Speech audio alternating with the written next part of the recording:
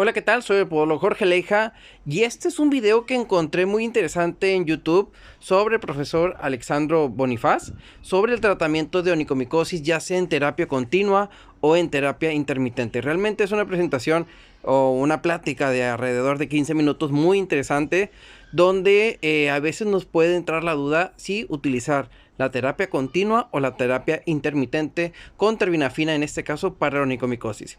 Hemos visto que son dos alternativas muy buenas que se pueden emplear. Una tiene la ventaja en el caso de del tratamiento intermitente, que reduce demasiado la ingesta de medicamento a largo plazo. Estamos hablando que la onicomicosis puede dar un tratamiento, puede ser un tratamiento de aproximadamente de 3 a 4 meses, pero reduciendo la dosis drásticamente. Esta presentación se las quiero dejar para que la escuchen, bastante interesante de lo que habla, y también nos explica de algunos otros aspectos sobre la tiña en el cuerpo o en la cabeza o en la piel, donde también se empleó la terbinafina. Y algo tan interesante que me gustó escuchar es que la terbinafina también se puede utilizar para desactivar la resistencia de la cándida junto con otro medicamento. Entonces les dejo aquí la presentación, espero que les guste y un saludo al doctor. Espero que estas diapositivas se puedan utilizar para los podólogos y que también nos llegue esta información para poder tener nosotros los mayor respaldo al utilizar lo que es la terbinafina para nuestros pacientes. Les dejo aquí el audio original. Positiva pueden ver probablemente lo que yo considero una de las propiedades más importantes de este fármaco es que ya pasó la prueba del tiempo. Esto es como el matrimonio, al final de cuentas, es decir, cuando alguien empieza en un matrimonio, todo piensa que va correcto, pero esto no lo puede uno decir a los 10 o a los 15 años, como le sucede a este medicamento que mantiene un buen equilibrio, que sigue siendo tan efectivo y con muy poquitos efectos colaterales. Hay que pensarlo también en las relaciones de uno. En el siguiente clic pueden ver ustedes aquí les he puesto un diagrama de una célula fúngica y se trata de buscar dónde actúa la terbinafina. Si le doy otro clic, pueden ver ustedes directamente dónde está actuando. Es decir, esta inhibe la formación de una membrana correcta y que en conclusión, si le doy otro clic, pueden ver el mecanismo directo, y si le pongo otro más, se dan cuenta a qué nivel está actuando este medicamento. Es decir, este medicamento actúa a nivel de una enzima que se llama escualeno epoxidasa, pero la pregunta que uno hace es, ¿y esto en dónde o para qué me sirve a mí? Si yo le doy otro clic, aquí tienen los dos puntos en donde actúa el medicamento. Es decir, si está actuando en un hongo, deja una membrana defectuosa, es decir, es fungistática, pero sobre todo es tóxica. Y esto viene indicando que este es un producto que es fungicida. Esto es muy importante de remarcar, que dentro de los antimicóticos que se usan sobre todo para las tiñas, para la onicomicosis, es el único producto que es fungicida. Quiere decir que mata el hongo. Es decir, por eso la efectividad tan alta con respecto, sobre todo al grupo de los azólicos. Es decir, ¿qué significa T con T? Si le paso a una diapositiva, la regla es muy sencilla. Si es un tricofitón lo que aislaste, lo que debes usar es la terbinafina, porque es el mejor medicamento que tiene actuado. Por eso es que en realidad la regla es sencilla, T con T.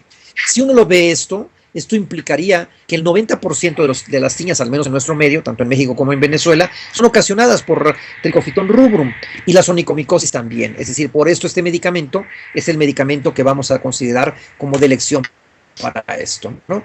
Si paso a la siguiente diapositiva, pueden ver de las recomendaciones, es el antimicótico número 1 para la micosis. En las guías americanas lo colocan como el primero para las tiñas de la cabeza. No coincidimos esto en América Latina, porque tenemos otros agentes etiológicos, y como les decía yo con anterioridad, también actúa en la cromo, en la esporotricosis.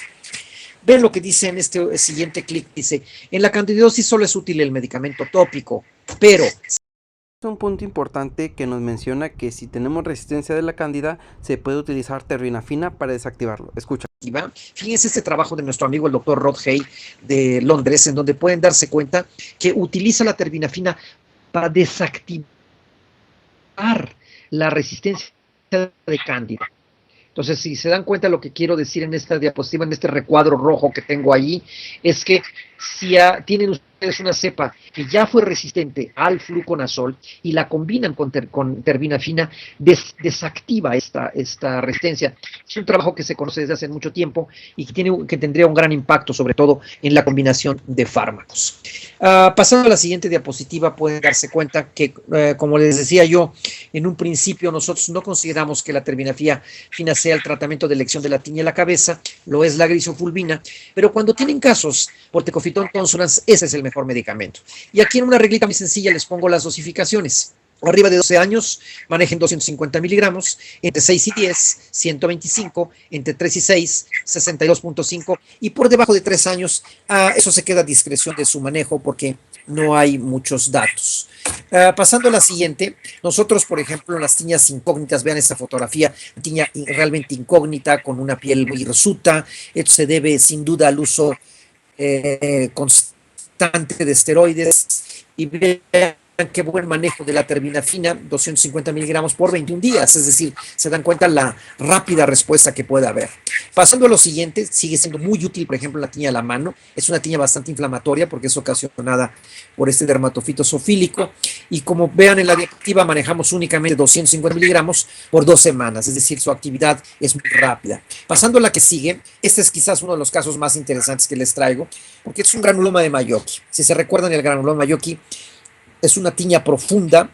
En este caso fue ocasionado por una dermatofito un poco raro, pero si se trabaja en áreas donde hay muchas vacas, Tricofitón verrucosum, cambia la dosificación. Alguien decía el comentario que cuando los tratamientos son para las tiñas profundas, es como el buen amante. ¿Qué significa el buen amante? Doble dosis, doble tiempo.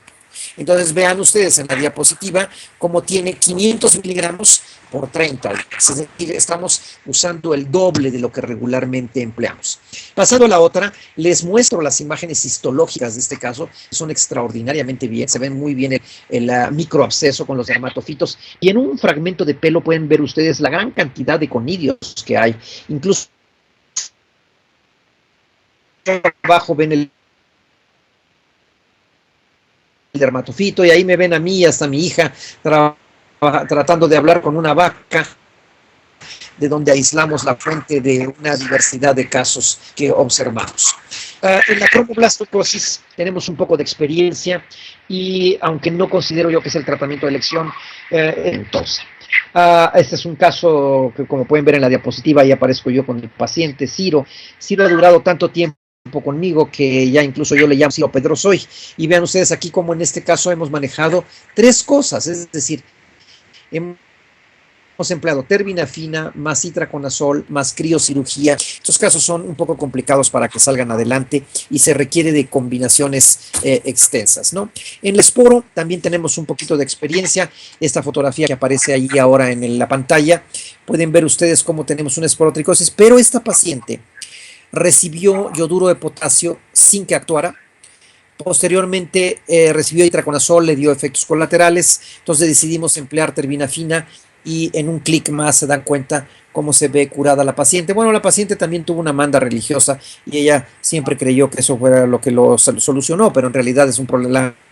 La solución fue gracias a la terbinafina. Pero hablando ya del centro. Parte de la diapositiva, el profesor empieza ya a hablar sobre la onicomicosis.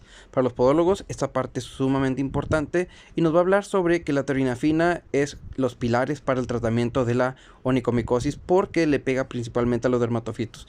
Les dejo con el audio original para que lo sigan escuchando.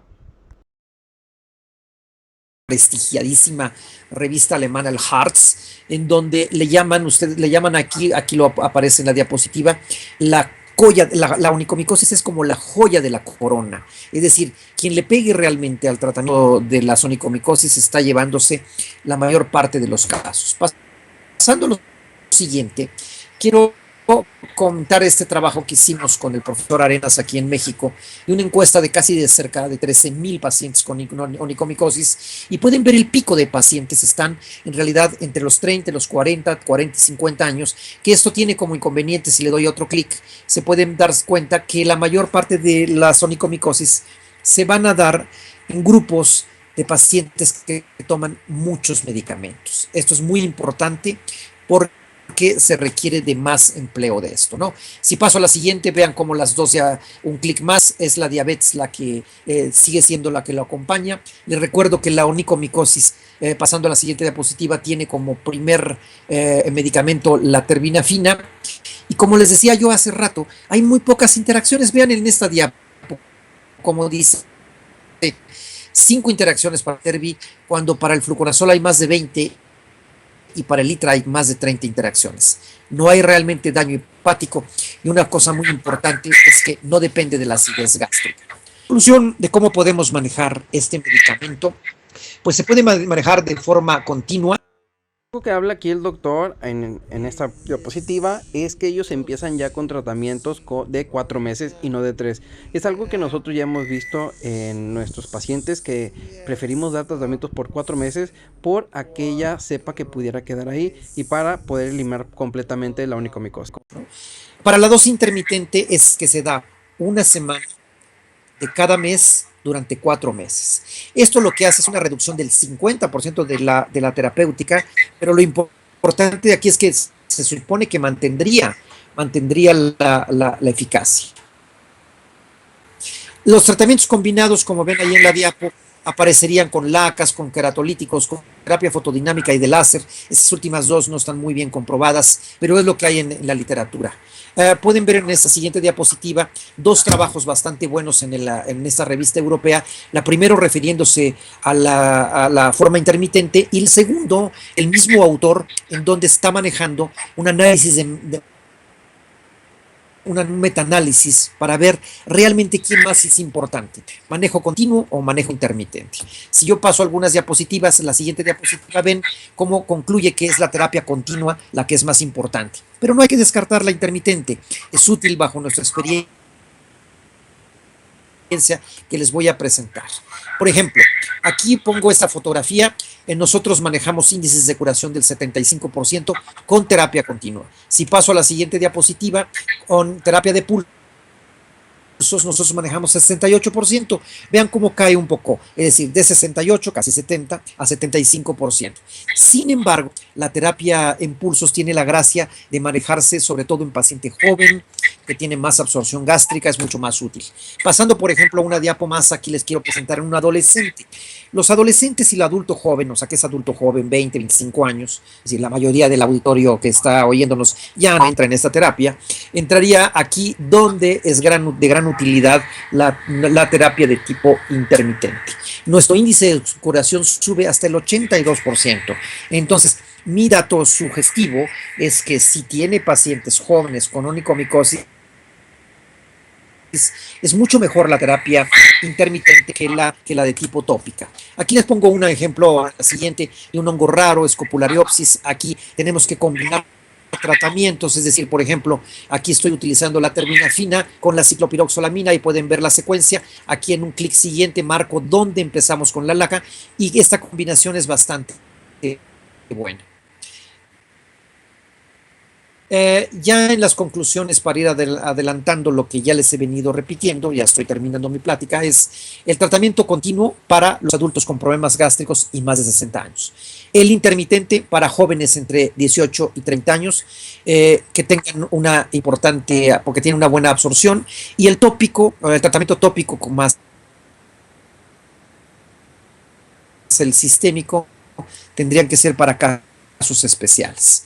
Pasando a la siguiente, vean cómo yo considero que es la terbinafina, como aparece en esta diapositiva, es el gran tiburón, es decir, el tiburón que va frente a la onicomicosis. Y si le doy un clic más, el tratamiento concomitante, ¿qué quiere decir eso? Las lacas, los queratolíticos, el láser, la terapia fotodinámica, única sacar adelante lo que el tiburón no fue capaz de dar.